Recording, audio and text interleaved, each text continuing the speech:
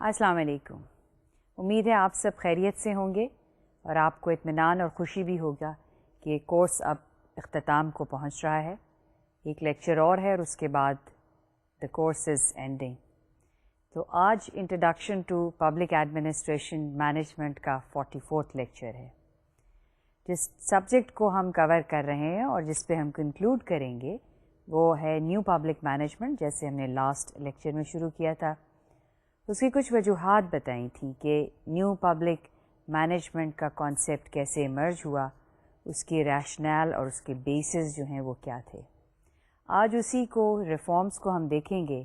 Last lecture جہاں پہ ہم نے ختم کیا تھا وہ تھا کہ ڈیولپڈ کنٹریز میں کچھ ریفارمز انٹروڈیوس کیے گئے سول سروس میں، اور وہ ریفارمز کو انٹروڈیوس کرنے کا مقصد جو تھا وہ بدلتے ہوئے حالات تھے. یعنی اکانومی کی within those countries the economy was changing, and because of that change it was essential that there should be some administrative reforms in the public sector or in the civil service. تو reforms کی بات ہم نے پہ ختم کیا تھا. آج اس کو تھوڑا سا آگے لے کر چلیں گے، دیکھیں گے کہ کیا ہے، کیوں ان ریفارمز کی وجوہات کیا تھیں اور ان کے بیسس کیا تھے جس کو ہم نیو پبلک مینجمنٹ جو ہے کہتے ہیں. تو آج کے لیکچر کا جو ہے اوور ویو دیکھتے ہیں اور پھر اس کو ڈسکشن کو آگے لے کے چلیں گے. آج کے لیکچر میں ہم جیسے آپ دیکھ رہے ہیں کہ ریفارمز کو مزید دیکھیں گے کہ ان ریفارمز کی وجوہات کیا تھیں، اور پھر یہ دیکھنا ہے کہ جس کو ہم مینجمنٹ کہتے ہیں یا مینیجریل پروگرام کہتے ہیں یا مینیجریل ایجنڈا جو ہے وہ اس کی کیا بیسز ہیں، وہ ایجنڈا کیا ہے. آپ دیکھیں کہ جس کو ہم مینجمنٹ دو چیزوں میں ہم نے ڈیوائڈ کیا، اس کو دو کانسیپٹس جو ہیں وہ انٹروڈیوس کیے، اور تھرو آؤٹ دا کورس یہ دونوں کانسیپٹس جو ہیں اس کو ہم انٹرچینجبلی استعمال کرتے رہے. لیکن ان لاسٹ لیکچرز میں جو ہے ہم یہ اس بات کو کلیئر کرنا چاہ رہے ہیں کہ ایڈمنسٹریشن اور مینجمنٹ اگرچہ ہم انٹرچینجبلی استعمال کرتے ہیں اس لفظ کو، لیکن اس میں جو فرق ہے وہ کیا ہے. اگرچہ آپ بنیادی طور پہ پوچھیں تو یہ لفظ جو دو ہیں، صرف اس کو یوں کہا جاتا ہے کہ مینجمنٹ جو ہے وہ پرائیویٹ سیکٹر کے لیے استعمال ہوتا ہے لفظ، اور ایڈمنسٹریشن جو ہے وہ گورنمنٹ سیکٹر کے لیے. لیکن پھر یہ ہم دیکھ رہے ہیں کہ جو ریفارمز آ رہے ہیں یا آئے during the periods of 80s اور 90s، ان ریفارمز کے پیچھے جو فلاسفی کہہ لیں یا جو آئیڈیاز تھے جو ان ریفارمز کی وجہ بنے، وہ یہ تھی کہ تبدیلی ایک آ رہی تھی اکانومی میں، اور رسپونڈ کرنا ضروری تھا اس چینجز جو اکانومی میں چینجز جو ہیں وہ آ رہے تھے. تو سب سے پہلے یہ ہے کہ ریزنز فار ریفارمز کیا تھے. ریفارمز جو ڈیولپڈ کنٹریز میں سول سروس میں یا پبلک سیکٹر آپ کہہ لیجئے جو انٹروڈیوس کیے گئے، اس کا مقصد یہ تھا کہ جو سول سروس کی اسٹرکچر ہے یا جو پبلک سیکٹر ہے وہ جو ہے وہ مارکیٹ فورسز یا مارکیٹ چینجز کو جو ہے وہ رسپونڈ نہیں کر رہا. یعنی the rigidity, and as we have talked about in our last lecture, that the structures were highly bureaucratic, hierarchical, therefore it was not responding to the market changes that were taking place. In other words, it did not have the capability to respond to the changes that were taking place in the market. So since the environment, the external environment were changing, there was need for the change in the internal structure and internal working of the public sector. So یہ وجوہات تھی reform, ایک basic جو وجہ تھی تبدیلی لانے کی، اور تبدیلی جس کی ہم بات کر رہے ہیں وہ وہی تبدیلی ہے، یعنی کہ make the public sector more responsive to the changing in the to the outside environment. اور outside environment جو ہے وہ market environment ہے جس کی بات ہو رہی ہے. یہ تو ایک براڈ مقصد تھا تبدیلی لانے کا، لیکن اس کے علاوہ کچھ بھی وجوہات تھیں جو تبدیلی کی پبلک سیکٹر میں تبدیلی کی وجہ بنے. اس میں یہ ایک چیز تھی کہ گورنمنٹ کے جو وسائل تھے، ریسورسز جو تھی وہ کم ہوتی جا رہی تھیں، اور اس میں کم ہونے کی وجہ اب آپ کوشچن کریں گے کہ کیوں ہو رہی تھیں، کیا لوگ ٹیکس نہیں پے کر رہے تھے؟ یہ بات نہیں تھی، لوگ ٹیکسز تو پے کرتے تھے، لیکن گورنمنٹ کی ایک فلاسفی جو تھی وہ یہ تھی کہ the government should be a welfare state. اور جب ہم ویلفیئر کی بات کرتے ہیں تو اس میں گورنمنٹ یہ نہیں سوچتی یا اس کا یہ مقصد نہیں ہوتا کہ جو وہ سروسز پرووائڈ کر رہی ہے اس کو وہ چارج کرے. تو اور سروسز جو تھیں گورنمنٹ کی وہ بڑھتی جا رہی تھیں، یعنی لوگوں کو گورنمنٹ زیادہ سے زیادہ سہولت، مختلف سہولت جو ہے ایجوکیشن میں، ہیلتھ میں، اور ڈیولپڈ کنٹریز میں یہ ہے کہ اولڈ ایج کے جو سروسز تھیں وہ بھی پرووائڈ کرنا، اور ٹرانسپورٹ میں، and there was hardly any area جس میں گورنمنٹ سروس نہیں پرووائڈ کر رہی تھی. اس کے علاوہ جو ڈیولپڈ کنٹریز میں ایک بہت اہم سروس گورنمنٹ پرووائڈ کرتی ہے وہ ہوتا ہے ان امپلائمنٹ الاؤنس، یعنی جن لوگوں کے پاس جابز نہیں ہیں ان کو بھی گورنمنٹ کچھ سبسسٹنس جو ہے الاؤنس پے کرتی ہے. سو ان تمام جو بے شمار سروسز گورنمنٹ پرووائڈ کر رہی تھی ڈیولپڈ کنٹریز میں، اس کی وجہ سے گورنمنٹ کے ایکسچیکر پہ یا گورنمنٹ کی ٹریجری پر ایک کانسٹرینٹ تھا کہ اس کے وسائل کم ہو رہے تھے اور وہ سروسز زیادہ پرووائڈ کر رہی تھی. دوسری وجہ یہ تھی کہ ان تمام چیزوں کو دیکھتے ہوئے جو پولیٹیکل لیڈرشپ تھی ان ممالک کی ڈیولپ کی، اس نے یہ سوچا کہ یہ تبدیلی لانی جو ہے وہ بہت ضروری ہے. اور اس چیز کو دیکھیں، ہمیں ذہن میں رکھنا چاہیے کہ یہ جو تبدیلی وہاں پہ آ رہی تھی یہ کوئی سول سروس کی طرف سے نہیں تھی، بلکہ یہ ایک طرح کا پولیٹیکل لیڈرز کے اوپر پریشر تھا کہ وہ کوئی تبدیلی لے کر آئے.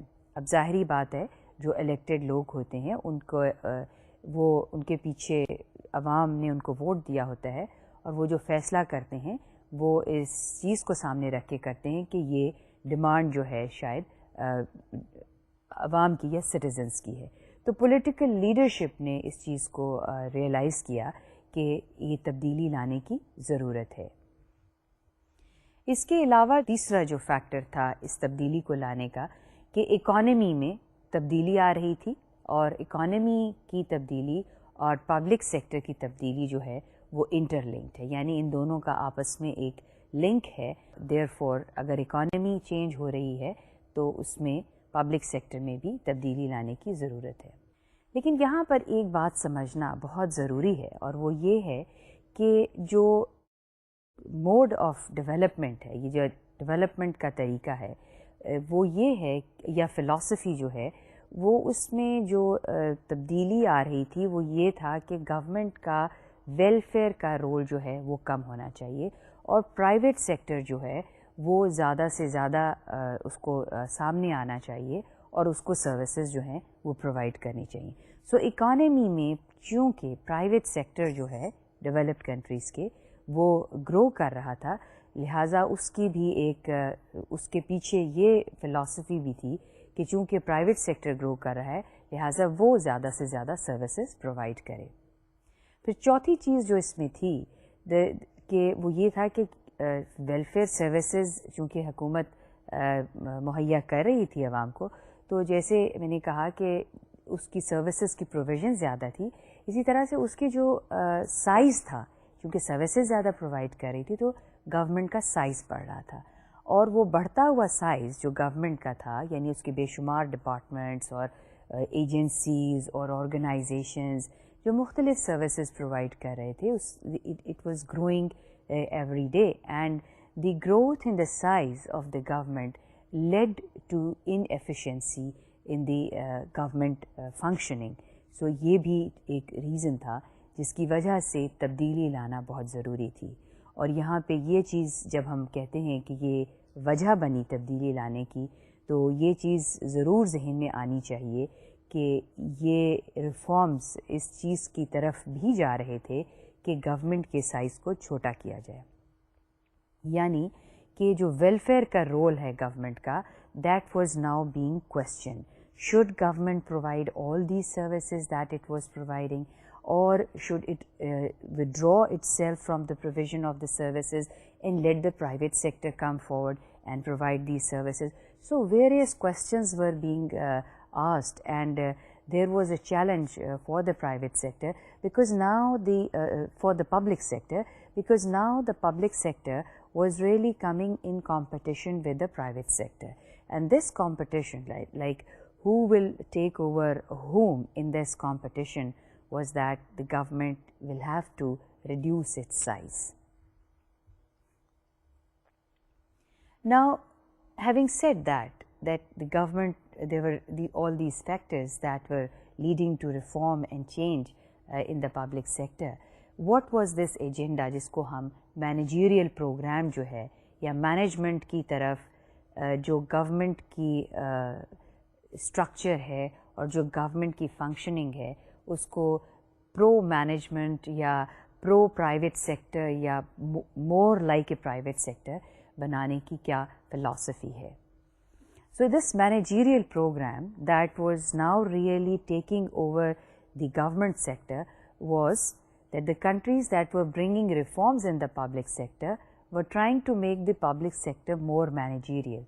And the features of managerialism were that improving human resource including performance pay.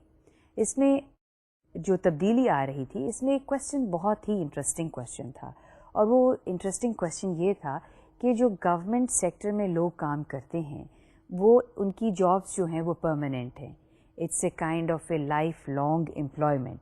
Once you enter the government service, once you get a job in any government organization, you will continue to work in that organization till you retire.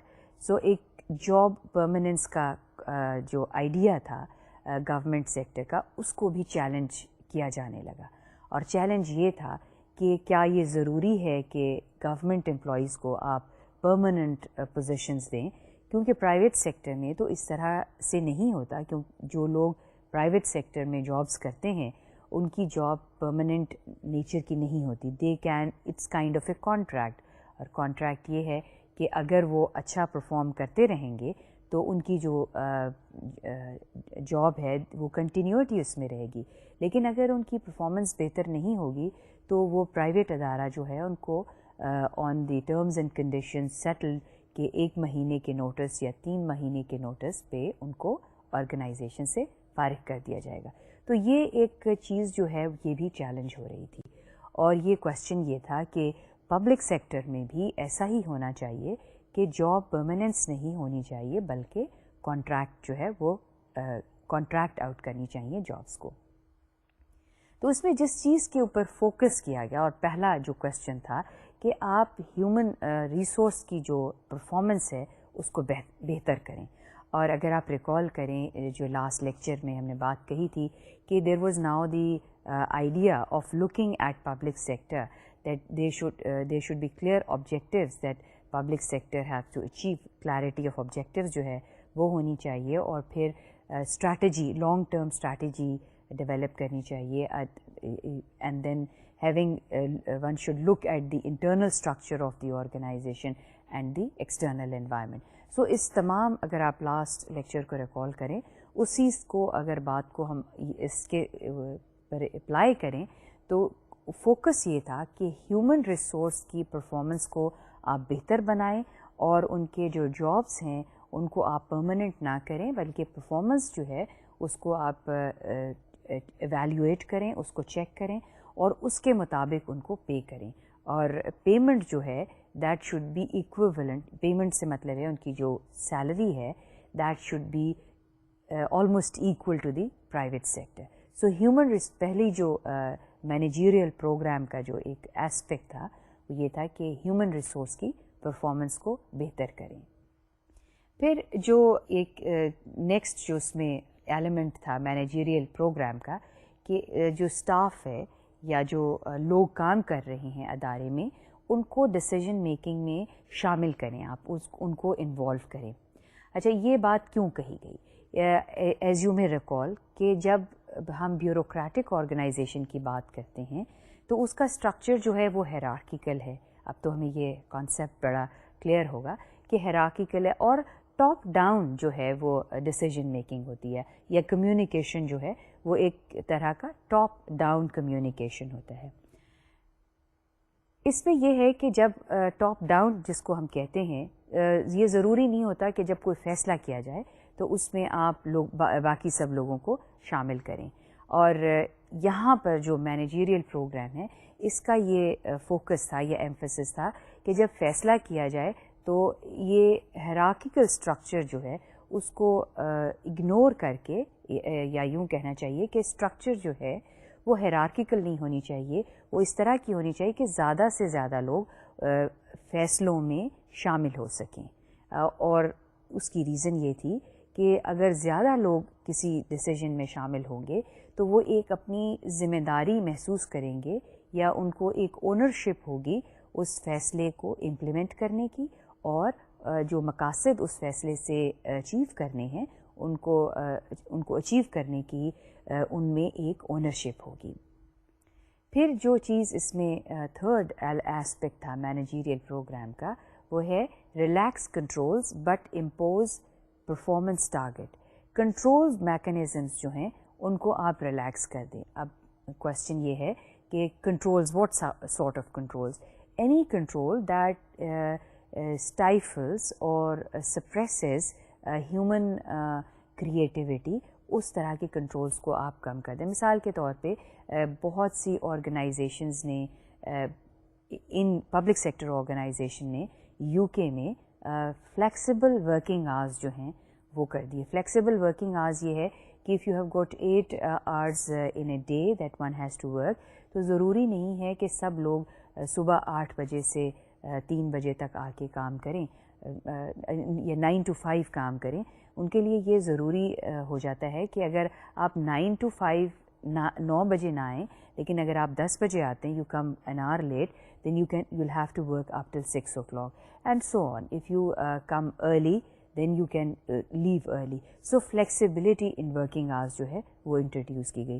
Rather than having strict controls, these minor controls of punctuality were relaxed. But the focus was on the performance. کہ performance جو کام assign کیا ہے کسی بھی individual کو وہ پورا ہونا چاہیے.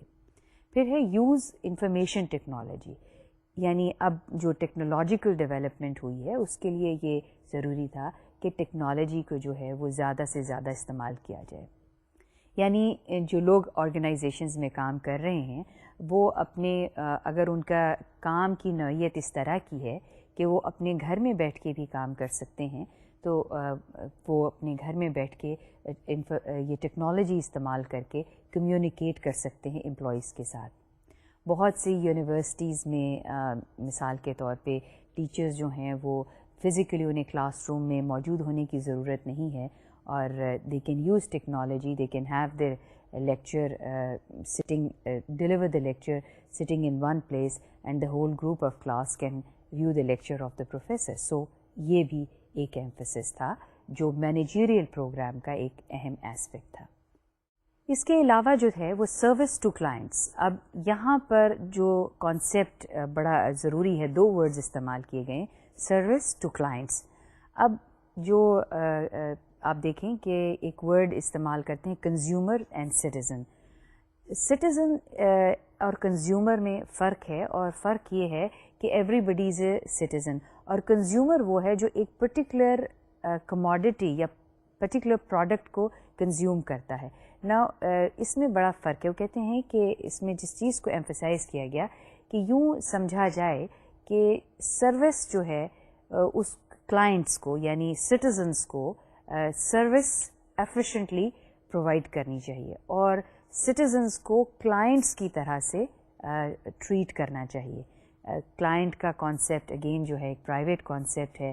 صرف اس کو ذرا زیادہ پروفیشنلائز کرنے کے لیے کہا کہ وہ تمام لوگ جو کسی بھی ادارے سے کی سروس کا فائدہ اٹھا رہے ہیں ان کو کلائنٹ تصور کیا جائے, اور ان کو اسی طرح سے آپ ایک رسپیکٹ دیں اور ان کو یہ ایک سروس پرووائڈ کریں.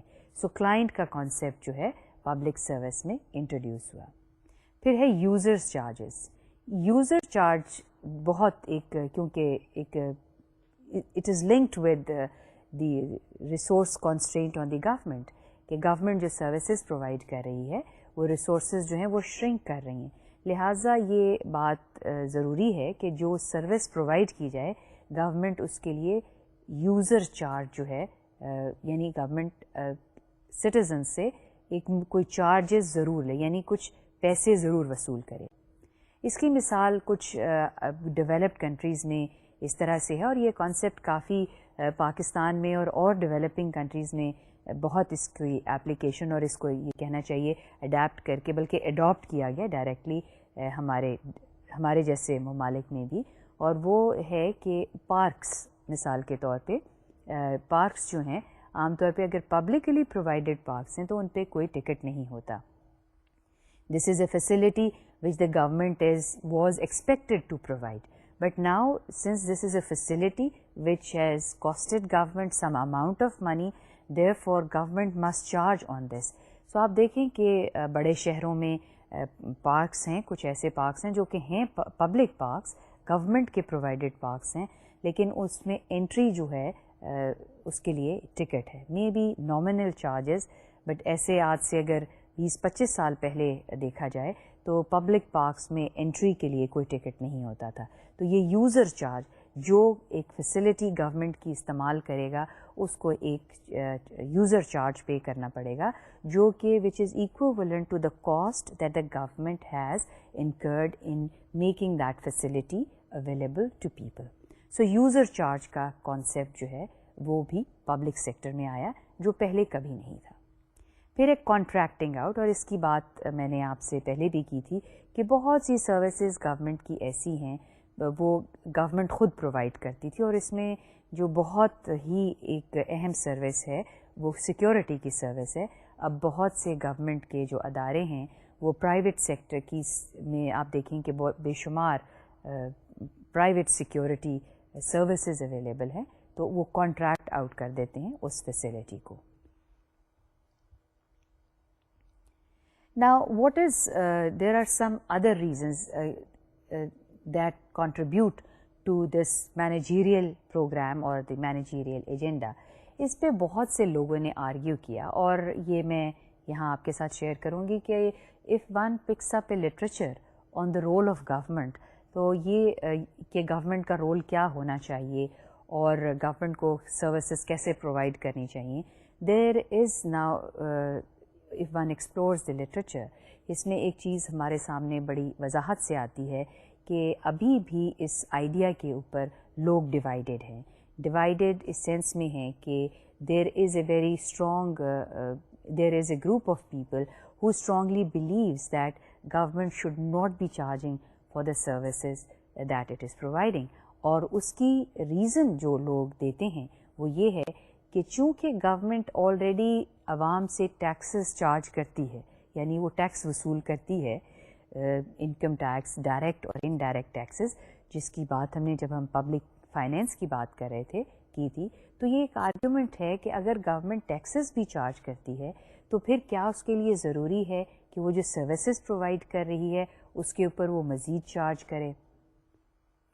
اس کے اوپر جو آرگیومنٹ ہے اور جن لوگوں نے آرگیو کیا اس سبجیکٹ کے اوپر کہ رول آف دا گورنمنٹ جو ہے کس حد تک ہونا چاہیے, اس میں سے ایک آتھر جو ہے جس کا نام میسی ہے اور آپ سلائیڈ پر دیکھ رہے ہیں, he argues that the reforms have had several other goals and these were to reduce the role and extent of the state in order to enhance the role of the private sector.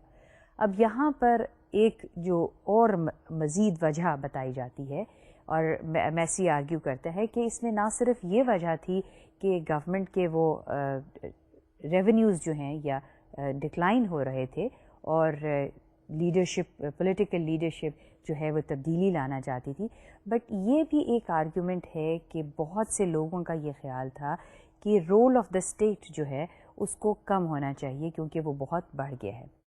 اچھا, یہاں پر ایک بڑی interesting argument ہے, اور یہ argument یہ ہے کہ آپ دیکھیں ملٹی نیشنلز جو ہیں, یہ میں نے پہلے بھی ذکر کیا تھا کہ ملٹی نیشنلز جن کے ہیڈ آفیسز جو ہیں وہ بڑے ممالک کے مین کیپٹل سینٹرز میں ہیں. And these multinationals are huge in terms of the amount of money that they control.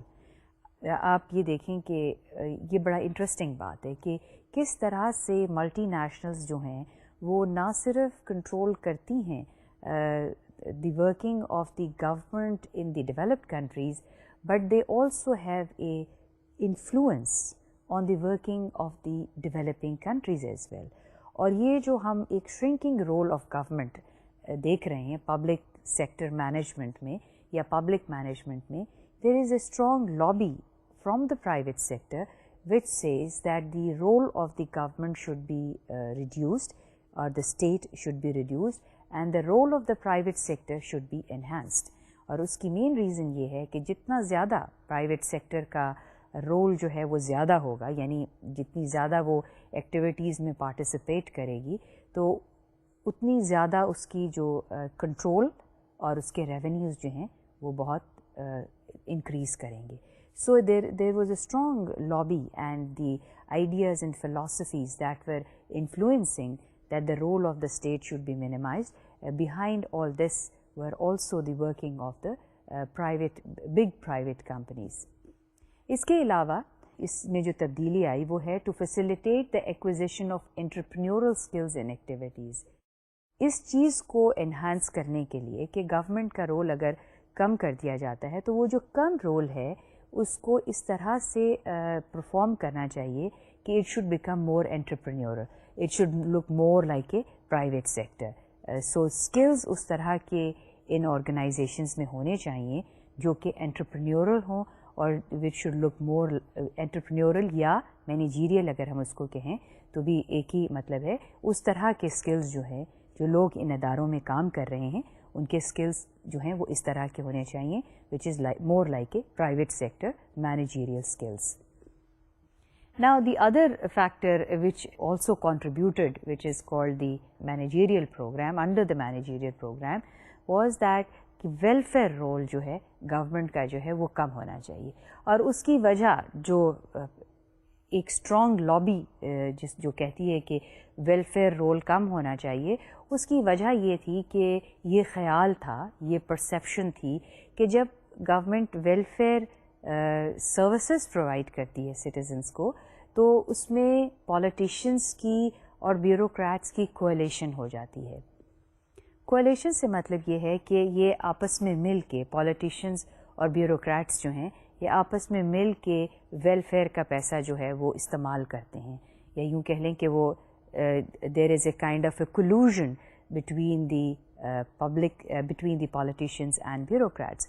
Therefore یہ ویلفیئر کا جو کانسیپٹ ہے گورنمنٹ میں اس کو ختم ہونا چاہیے, اور اس طرح سے پولیٹیشینس کی اور بیوروکریٹس کی جو ایک لنک اور ریلیشن شپ ڈیولپ ہو گیا ہے اس کو ویکن کرنا چاہیے.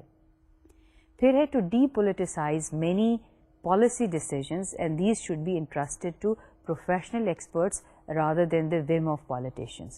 So ایک چیز اور سامنے آتی ہے کہ یہ سمجھا جاتا تھا, یہ پرسیپشنز تھی کہ بیوروکریٹس جو ہیں وہ عام طور پہ بڑے جنرلسٹس ہوتے ہیں, اور جنرلسٹ یعنی ان کی کوئی ایکسپرٹیز نہیں ہوتی کسی ایریا میں, لہٰذا ان کو ان کی جگہ ایکسپرٹس آنے چاہیے اور وہ پالیسیز ان کو پالیسیز فارمولیٹ کرنی چاہیے, ان کو پالیسیز بنانی چاہیے جو کہ ایکسپرٹس ہیں رادر دین دی بیوروکریٹس. اور یہ سمجھا جاتا تھا کہ بیوروکریٹس جو ہیں وہ پالیٹیشینس کی ومس پر پالیسیز بناتے ہیں. اگر آپ ریکال کریں, اور اگر اب تو things would be pretty clear to you کہ ہمیں یہ معلوم ہے کہ پالیٹیشینس جو ہوتے ہیں وہ براڈ پالیسی گائیڈ لائنس دیتے ہیں اور بیوروکریٹس جو ہیں وہ پالیسی کو امپلیمنٹ کرتے ہیں. تو اس نیکسس کو کم کرنے کے لیے یہ چیز ایمفسائز کی جانے لگی کہ ڈی پولیٹیسائز کیا جائے. اب چیزیں بہت زیادہ پولیٹیسائز ہو گئی ہیں, لہٰذا ڈی پولیٹیسائز کرنے کے لیے پروفیشنلز کو جو ہے یہاں پر آنا چاہیے اور وہ پالیسیز جو ہیں وہ بنائیں. اور پھر یہ تو تصور اور یہ خیال اور یہ پرسیپشن بہت پرانی ہے کہ پرائیویٹ سیکٹر جو ہے وہ بہت ایفیشینٹ ہوتا ہے, لہٰذا پرائیویٹ سیکٹر میں ایک ڈسپلن ہے, پرائیویٹ سیکٹر میں ایک ایفیشنسی ہے, اور یہ ڈسپلن اور ایفیشنسی صرف پرائیویٹ سیکٹر میں ہے، اسی طرح کا ڈسپلن اور ایفیشنسی جو ہے پرائیویٹ سیکٹر کی وہ پبلک سیکٹر میں انٹروڈیوس ہونی چاہیے. Inculcate in public sector organizations the best techniques of private sector practice in order to bring the discipline. یعنی پبلک سیکٹر میں ڈسپلن لانے کے لیے ضروری ہے کہ پرائیویٹ سیکٹر کی ٹیکنیکس کو جو ہے انٹروڈیوس کیا جائے پبلک سیکٹر میں، اور پرائیویٹ سیکٹر کو پبلک سیکٹر کی نسبت زیادہ ایفیشینٹ تصور کیا جاتا تھا. اب in whole of this argument if you analyze it and question each of the reasons that Massey has given, and in fact he is trying to argue that the whole structure, the edifice on which the public sector was based was, number one, welfare oriented. Two, it was the politicians who were elected by the public. They were the ones who would provide guidelines, policy guidelines to the bureaucrats. But what was now being suggested that there was now this whole setup which was called now politico-bureaucratic setup has become too politicized. یعنی یہ argument دی جانے لگی کہ یہ بہت زیادہ politicise ہو گیا ہے، اور چونکہ یہ پولیٹیسائز ہو گیا ہے لہٰذا یہ انیفیشینٹ ہے اور اس میں ڈسپلن نہیں ہے، اور یہ ضروری ہے کہ اس میں پرائیویٹ سیکٹر کا ڈسپلن جو ہے وہ انٹروڈیوس کیا جائے. اب اس میں جو ڈسپلن یا چینجز یا کس طرح کی چیزوں کو کور کیا جانے لگا کی سجیشن دی گئی، ایکسکیوز می، اس میں کس طرح کی جو چینجز جو ہیں وہ لائی جائیں اور وہ ان کی نیچر کیا ہونی چاہیے. تو ایک 7 پوائنٹ ایجنڈا آف چینج کہہ لیں یا 7 پوائنٹ مینیجیریل پروگرام جو ہے اس کو سجیسٹ کیا گیا. اس میں جو سجیشن دی ہے وہ Hood says he looks at the new public management as comprising 7 points, کہ جو نیو پبلک مینجمنٹ ہے اس کے جو 7 ایسپیکٹس ہیں یا 7 پوائنٹس ہیں جو کہ اس نیو پبلک مینجمنٹ کو شو کرتے ہیں یا ڈپکٹ کرتے ہیں. ان کو ہم ایک ایک کر کے دیکھیں گے، لیکن یہاں پر ایک بات اہم ہے بتانی کہ آپ کے ذہن میں کوشچن آئے گا کہ یہ جو نیو پبلک مینجمنٹ ہے اس کا کیا مطلب ہے. یعنی پبلک مینجمنٹ تو ہے لیکن what is new about it. the idea, the word new that is being put here before the public management is کہ this new public management is a phenomenon of the 90s, mainly 90s. 80s میں اس کی ابتدا ہوتی ہے، especially 80s میں ہم you کے میں صرف آپ کو بریفلی یہاں بتاؤں گی کیونکہ ہسٹری بہت طویل ہے and this whole history is linked with the economic history. لیکن یہاں بریفلی یہ پوائنٹ ریز کرنا بہت اہم ہے کہ 80s میں جو مین تبدیلی آئی یو کے میں وہ یہ تھی کہ گورنمنٹ نے اپنے ویلفیئر پروگرامز کو دوبارہ سے ریوزٹ کرنا شروع کیا اور بہت سی پبلک سیکٹر کارپوریشنز یو کے میں پرائیویٹائز کی گئی. یعنی وہ پرائیویٹ سیکٹر، پرائیویٹائز کا مطلب ہے کہ وہ پرائیویٹ سیکٹر کو جو گورنمنٹ پہلے چیزیں فیسلٹیز پرووائڈ کرتی تھی اس نے وہ اپنی فیسلٹیز جو تھیں پرائیویٹ سیکٹر کو بیچ دیں تاکہ اب وہ اس کو ایفیشینٹلی جو ہے ان کو رن کرے اور مینیج کرے. سو یہ نیو پبلک مینجمنٹ کی جو اوریجن ہے وہ 80s سے ہوتی ہے اور 90s میں اس کا بہت زیادہ اسپریڈ ہوتا ہے. It expands and it expands to countries like Pakistan as well. اور پاکستان میں جو ہے تبدیلی کہ ہم یہ دیکھتے ہیں کہ پرائیویٹائزیشن جو ہے پاکستان میں بہت سی پبلک سیکٹر آرگنائزیشنز کو جو ہے وہ پرائیویٹ سیکٹر کو بیچا گیا. اس میں بینکنگ سیکٹر کی تھیں اور اس میں there are many other. Banking sector was one, agriculture کی تھیں، پھر fertiliser, such other corporations were privatized or given out to the private sector. So what is the let's see these 7 points managerial program, and what does it say for the public sector. سب سے پہلے اس میں جو ہے hands on management. The hands on management is that in public organizations do many things, and these many things include that governments now want to know what the organizations are doing and how well they are doing those things that they are supposed to do, and who is in charge and taking responsibility for results. The primary way of achieving this is to let the managers manage, meaning that senior managers should achieve results. Now the whole focus was, and the question that was raised was, hands-on professional management. That means the question as to what is a public sector organization trying to achieve. اس کے results کیا ہیں, اس کے outcomes کیا ہوں گے, اور اس کے objectives کیا ہیں. And if you want to run the public organizations efficiently, then you should allow the managers to do what they are supposed to do. You give them objectives, you give them targets, and make them responsible for the results that they are expected to achieve. یوں کہہ لیجئے کہ جو public sector organisations ہیں, اب ان کو یہ question کیا جانے لگا. پہلے اتنا اس طرح کے کوشچنز ریز نہیں کیے جاتے تھے کہ انہیں یہ کہ ان کے مقاصد کیا ہیں اور جو مینیجرز اس کو رن کر رہے ہیں وہ کس طرح سے ان مقاصد کو حاصل کریں گے.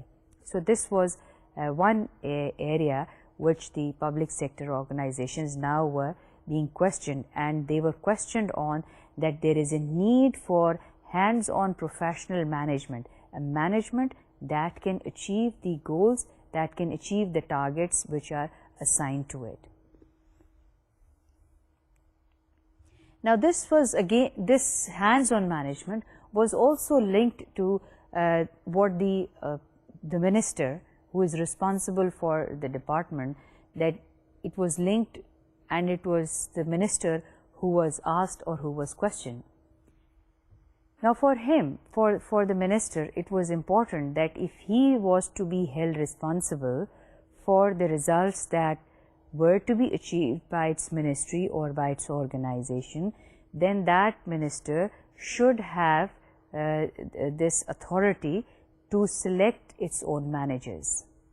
جیسے کہ سلائیڈ پہ اس چیز کو ایکسپلین کیا گیا ہے, the fate of a minister should depend more on the management performance of the department. The choice of department head is obviously crucial. Political leaders increasingly choose managers with good records and who are sympathetic to the minister's goals. High-profile managers are often appointed to head departments or agencies.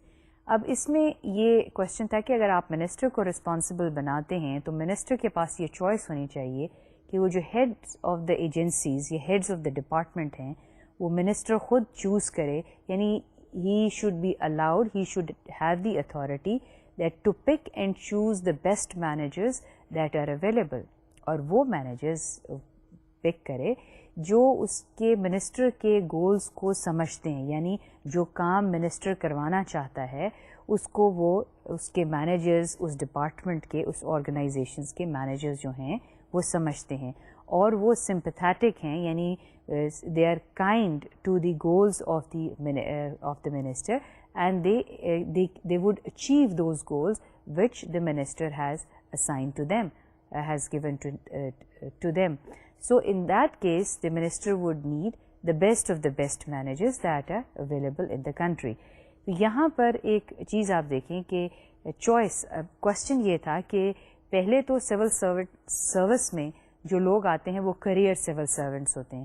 They are appointed at one position at one point, and then they move in the hierarchy, and then they head the department or the organization.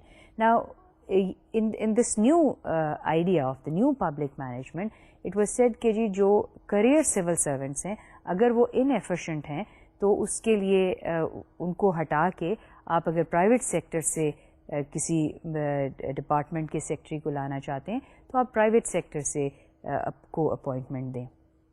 اور یہاں یہ بات میں آپ کے ساتھ share کروں گی کہ پاکستان میں بھی اس طرح کے کانسیپٹس جو ہیں وہ اپلائی ہوتے ہیں, بلکہ ہو رہے ہیں, اور بہت سے ادارے ایسے ہیں جہاں پہ پرائیویٹ سیکٹر کے لوگ جو ہیں ان کو لایا جاتا ہے اور وہ ان پرٹیکولر منسٹریز اور ڈپارٹمنٹس کو جو ہے وہ ہیڈ کرتے ہیں. اور then some times at various crucial points کے اوپر, کروشل پوائنٹس یعنی کہ امپورٹنٹ پوزیشنس کے اوپر جو بھی پولیٹیکل پارٹی یا پولیٹیکل مینیجرز ہوتے ہیں وہ اپنے لوگ جو ہیں وہ وہاں پر اپوائنٹ کرتے ہیں, ان کو لگاتے ہیں تاکہ جس طرح ان لوگوں کو لاتے ہیں جو ان کے مقاصد کو, ان کی فلسفی کو اور وہ یہ سمجھ سکیں کہ یہ ان کے آبجیکٹیوز کو اچیو کریں گے.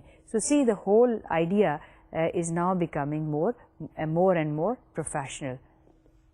Now there is need for an explicit standard of performance.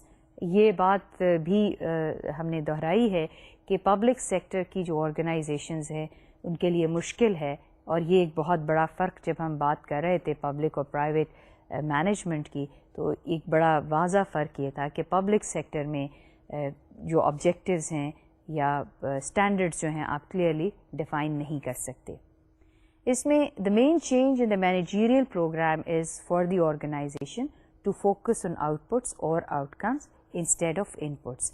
Managerial reforms have stressed performance by individual and by agencies. اس میں ایک بڑا جو اس کا جو پہلو سمجھنے والا ہے وہ یہ ہے کہ پہلے جو فوکس تھا جب ویلفیئر اسٹیٹ کا کانسیپٹ تھا تو یہ آئیڈیا تھا کہ گورنمنٹ نے زیادہ سے زیادہ فیسلٹیز پرووائڈ کرنی ہیں, تو اس میں یہ نہیں دیکھا جاتا تھا کہ کیا ریزلٹس اچیو کیے ہیں. دا ہول آئیڈیا واز کہ زیادہ سے زیادہ لوگوں کو وہ سروس پہنچے, اور جو سروس جن کو پہنچ رہی ہے ان کی سیٹسفیکشن جو ہے وہ بہت امپورٹنٹ تھی, یعنی public satisfaction was more important. لیکن یہ جو اسٹینڈرڈز ڈیولپ کریں اور آبجیکٹیوز کلیئر ہونے چاہیے, اس میں یہ دیکھا جانے لگا کہ جو ان پٹس آرگنائزیشنز میں یوز کر رہی ہے and various inputs that the organisation is using is giving an equivalent amount of output, یعنی اس کے آؤٹ کمز اور آؤٹ پٹس جو ہیں وہ commensurate ہیں with the inputs that the organization is using. So this is the focus is on the achievement of the objectives. That becomes, and how do we achieve the objectives? For that, the organizations have to very clearly work out the performance standards at each level, and each manager is to be made responsible for the outcomes, for the objectives that he or she is supposed to achieve. Now اس کے ساتھ اگر آپ organisations کے performance standards جو ہیں ان کو بڑا explicitly اور بڑا کلیئرلی ورک آؤٹ کرنا ہے یا ڈیولپ کرنا ہے, تو اس کے لیے ضروری ہے کہ آپ اپریزل سسٹمز جو ہیں اس کو ڈیولپ کریں. آپ ریکال کریں کہ جب ہم بات کر رہے تھے پرفارمنس اپریزل کی بات کر رہے تھے, اور اس میں بڑی ڈیٹیل میں پرفارمنس اپریزل سسٹمز کی بات کی کہ کس طرح سے اپریزل سسٹمز کتنی طرح کے ہوتے ہیں, اور جو کس طرح سے امپلائیز کو جو ہے اپریز کیا جاتا ہے ان کے اینول بیسس پہ یا بائی اینول بیسس پہ. پھر یہ ہے کہ ہر جو کام ہے اس کو بریک اپ کر کے اس کے ٹارگیٹس اور آبجیکٹیوز جو ہیں وہ ورک آؤٹ کیے جاتے ہیں, اور پھر یہ دیکھا جاتا ہے سال کے اینڈ پر کہ پرفارمنس جو آبجیکٹیوز یا ٹارگیٹس لے ڈاؤن کیے تھے وہ اس امپلائی نے اچیو کیے ہیں یا نہیں کیے ہیں. So the whole focus is now shifts on to the developing a better, a most efficient appraisal system so that the performance of the employees is measured.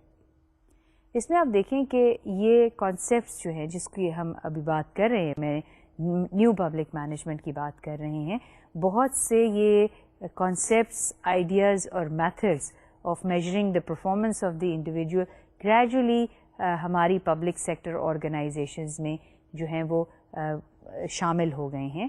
اور ایک لحاظ سے یہ ہے کہ اگر آج کی پبلک سیکٹر آرگنائزیشن کو دیکھا جائے اور اس کو کمپیئر کیا جائے آج سے 20-25 سال کی آرگنائزیشن کے ساتھ پبلک سیکٹر کی, تو بہت فرق آ گیا ہے. نئے سسٹمز پرفارمنس اپریزل کے انٹروڈیوس ہو گئے. بہت کوشش ہے پبلک سیکٹر ان پاکستان کہ اس کو زیادہ سے زیادہ جو ہے ایفیشینٹ بنایا جائے. اگرچہ آپ دیکھیے کہ یہ تبدیلی جو ہے، یہ ریفارمز جو ہیں ڈیولپڈ کنٹریز میں آئے، لیکن چونکہ اب دنیا میں کہیں پہ بھی تبدیلی آئے اس کے اثرات جو ہیں باقی ملکوں میں بھی محسوس کیے جاتے ہیں، اور وہاں کی آرگنائزیشنز جو ہیں وہ بھی بڑی تیزی سے اس تبدیلی میں شامل ہوتی ہیں. Now there was greater emphasis on output control کہ آؤٹ پٹس جو ہیں ان کو کنٹرول کیا جائے. The most important change in this area has been performance and program budgeting systems to replace the older line item budget, and the focus was formerly on inputs rather than outputs on what the agencies actually is doing. آپ دیکھیے کہ جب ہم budgeting کی discuss کر رہے تھے تو اس میں ایک کانسیپٹ پرفارمنس بجٹنگ کی بات ہم نے ڈسکس کی تھی، اور اسی طرح سے آپ کو یہ بھی آپ کے ساتھ شیئر کیا تھا کہ جو گورنمنٹ ہے وہ اس کا طریقہ کار یہ ہے کہ وہ لائن بجٹ بناتی ہے. اور لائن بجٹس کیا ہوتے ہیں؟ لائن بجٹس ہیں جہاں which are itemised, item wise ہر ایک کی علیحدہ علیحدہ لائن میں لکھا ہے.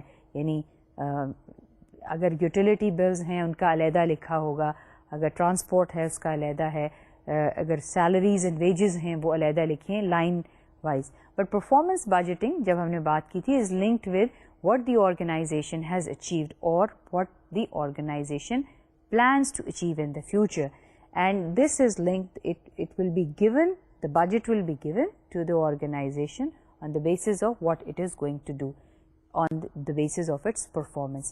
So اس میں یہ دیکھیے کہ greater emphasis جو ہے وہ outcome is linked to the outcome or to the output.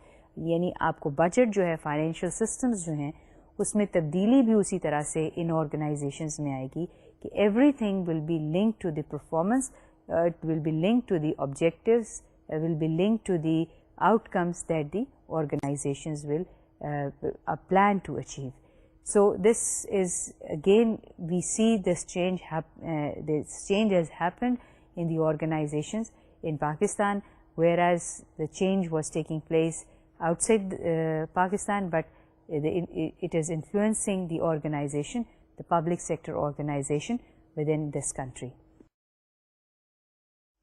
Now line item system جو ہے اس کی جو انٹروڈیوس کیا گیا ہے پبلک سیکٹر آرگنائزیشن میں، اس کو جو لنک کیا گیا ہے پرفارمنس کے ساتھ، اس کے اپنے ایک ایڈوانٹیجز ہیں، اور in a way it is a useful way of making use of the resources in a most efficient way. The line item system of budgeting is precise in control sense, but in practice governments had little information on actual program delivery. Governments have also aimed to develop better methods for long-term planning and strategic management. This means deciding what is the organization mission. Now when we talk of the line، اس کے میں نے کہا کہ کچھ فائدے ہیں، اور فائدے اس کے یہ ہیں کہ یہ organization it enables the organization or it helps the organization to develop long term objective. اور اس میں یہ چیز دیکھیں کہ پاکستان میں بھی گورنمنٹ نے لانگ ٹرم پلان ایک بنائی ہے جس کو پرسپیکٹو پلان کا نام دیا 2011 تک کی ہے.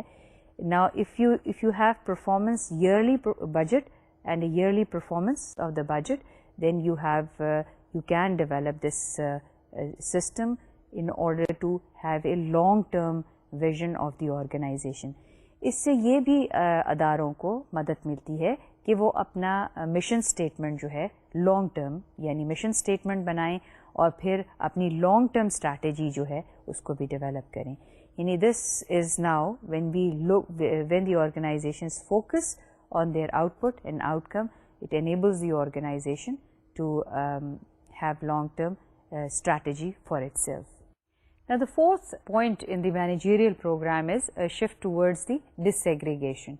Now disaggregation really means that the large organizations are divided into smaller units or into smaller agencies, and the smaller it is easier to manage these organizations. So disaggregate into smaller units or into smaller agencies so that it is easy to manage.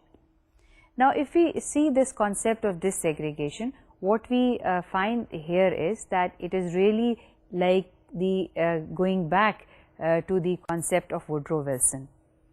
Woodrow Wilson کا concept یہی تھا کہ policy کو اور administration کو جو ہے وہ علیحدہ کیا جائے. یہ دو علیحدہ چیزیں ہیں اور ان کو ہمیں علیحدہ رکھنا چاہیے اگر اس کو ایفیشینٹلی آپ نے کسی آرگنائزیشن کو رن کرنا ہے. تو اس میں جب آپ کہتے ہیں کہ ڈس ایگریگیٹ کر دیں, واٹ اٹ مینز از کہ جو پالیسی یونٹس ہیں جہاں پہ پالیسی بنتی ہے اور جہاں پہ امپلیمنٹ ہوتا ہے وہ یونٹس کو علیحدہ کر دیا جائے, اور امپلیمنٹیشن اور پالیسی جو ہے اور there is going to be dichotomy or a disaggregation between policy and implementation of the policy. It's the same concept that is revisited. This is quite a very obvious thing, is a fifth point in it, that there is a shift towards more competition. And a shift towards more competition is that we are talking of the private sector competition, because private sector really thrives on competition. So what it says is cutting the scope of government and bureaucracies is another part of managerial program, and competition is introduced for government services with the idea of cutting cost. It is argued by proponents that if services are contestable, they should be put out to tender and there should be widespread privatization in parts of this. Now putting out competition is a privatization کی ہم نے بات کی ہے کہ اگر آپ government نے کمپیٹ کرنا ہے پرائیویٹ سیکٹر کے لیے تو اس کو یہ چاہیے کہ وہ پرائیویٹائز کر دے اپنی سروسز کو, and so that it is competing with the private sector. وہ سروسز خود بھی پرووائڈ کرے لیکن پرائیویٹ سیکٹر میں بھی وہ سروسز جو ہیں وہ موجود ہوں گی. Now what is it that we gather from all this؟ اس میں جو ریفارمز جن کی بات کی ہے اور جو ایجنڈا ہے پبلک مینیجیریل پروگرام کا ایجنڈا ہے, اس کے شروع میں ہم نے بات کی تھی کہ 7 پوائنٹس ہیں. ابھی ہم نے 5 پوائنٹس کور کیے ہیں, باقی پوائنٹس اور اس کے اوپر جو مزید ڈبیٹ ہے پبلک مینجمنٹ کے اوپر, اور یہ جو تبدیلی ہے جو رول آف گورنمنٹ اور پبلک سیکٹر ریفارمز اور پبلک سیکٹر چینج میں جو ریفارمز انٹروڈیوس کیے جا رہے ہیں اس کو ہم زیادہ اور نیکسٹ لیکچر میں بات کریں گے. لیکن ابھی تک جو ہم نے بات کی ہے اور جو بات ہمیں سمجھ آنی چاہیے وہ یہ ہے کہ جو تبدیلی آ رہی ہے سب سے پہلے یہ مارکیٹ ڈریون تبدیلی ہے, یعنی چونکہ ہولڈ آف پرائیویٹ سیکٹر جو ہے وہ زیادہ بڑھ رہا ہے for the reasons that the big corporations are now have more control over the lives of the people. Therefore now they are also influencing that the role of the government should be reduced. اور اس میں reduction in the extent of the role of the government has really brought in that certain reforms, certain changes must be introduced. Reforms inevitable ہوتے ہیں جب حالات market کے یا external environment کے تبدیل ہوتے ہیں, تو یہ ضروری ہو جاتا ہے آرگنائزیشنس کے لیے کہ وہ اپنے اندر ایک تبدیلی لے کے آئیں. لیکن کوشچن یہ ہے کہ یہ جو تبدیلی ہے, ایک تو تبدیلی ہے کہ جس کے اوپر آپ بغیر سوچے سمجھے تبدیلی لے کر آتے ہیں, اور کچھ تبدیلی ایسی ہوتی ہے جو آپ اپنی انوائرمنٹس کو دیکھ کر اور اپنی ریکوائرمنٹس کو دیکھ کر اس میں تبدیلی لے کر آتے ہیں. تو امید ہے آپ کو آج کا لیکچر جو ہے وہ سمجھ آ گیا ہوگا. اس میں اور بھی فلاسفیز ہیں, اس کی مزید بات کریں گے اور کوشچن کرتے رہیے. اگلے لیکچر تک خدا حافظ.